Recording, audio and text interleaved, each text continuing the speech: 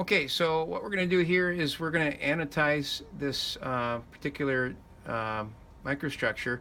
We're going to put a scale bar on it. And the scale bar is going to help you with your grain size and also trying to determine perlite ferrite, which we're going to do from a picture. This is at 500 magnification, but it depends on, you know, what type of heat treatment you had on how many grains you'll have in the screen. But somewhere like, 10 grains on each side or something like that might be a good place to be. Okay, so you get it at the right magnification. You save the magnification under the sample ID tag here, and then always check to see if this picture got into your folder. Which right here you can see that picture is right there in my folder. It's on the other screen on this particular one. But come back across, and I'm going to go back here. Let's annotate this. Okay, so we're going to click the annotate button, and we're going to put a scale bar on it. And the scale bar is so that you can do that grain size determination, and also just kind of see how big the features are in the picture micrograph. So 100 microns is pretty good at 500x. You want it to be most of the screen, like about 2/3 of the screen, in order to get a good measurement on it. And typically white is not a good color to do it at because our microstructure is white. So we can come down here, I don't know, red might be a good color, or blue. And we want the background to be transparent. The font size can be large, and there is a couple of other settings that you can do, but you have to change them somewhere else. You can make the line a little bit wider.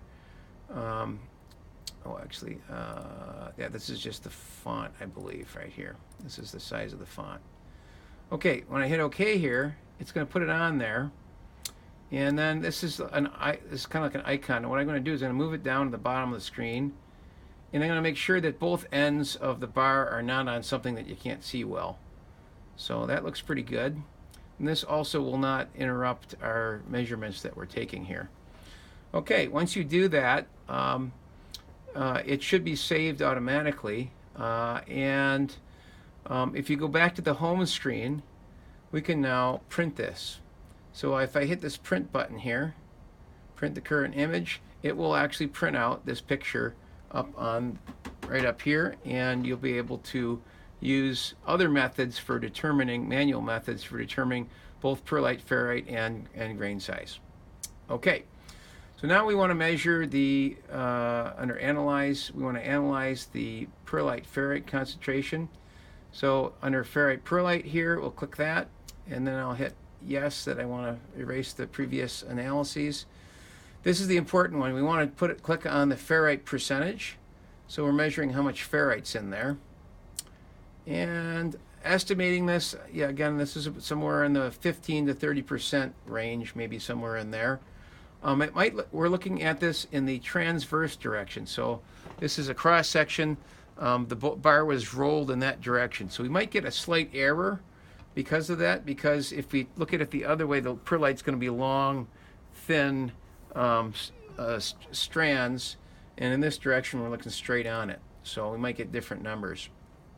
Okay, here's the hard part, the thresholding. What we want to do is include the perlite, but not the grain boundaries, which ends up being kind of hard to do. So you can manhandle these little bars here and push them up or down. And what I'm trying to do is just get the ferrite. So I'm going to bring the lower one up a little bit, and I'm starting to get grain boundaries in there, so I can't really do much there.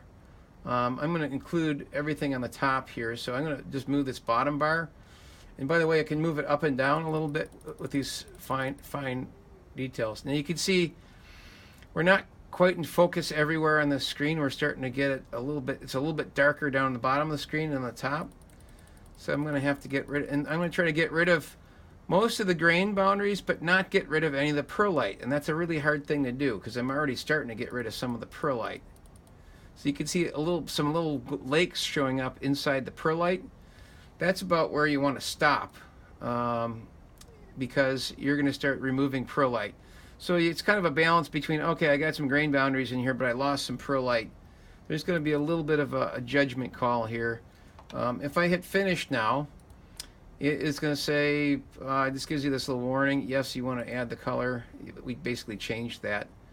and it doesn't look like it did anything, so we have to go over here to report and do our XY measurements. And over on the other screen, I can bring this back across here. It's given me an 81% is ferrite. So 19% would be perlite, which is a reasonable number considering we're looking at it in the cross section.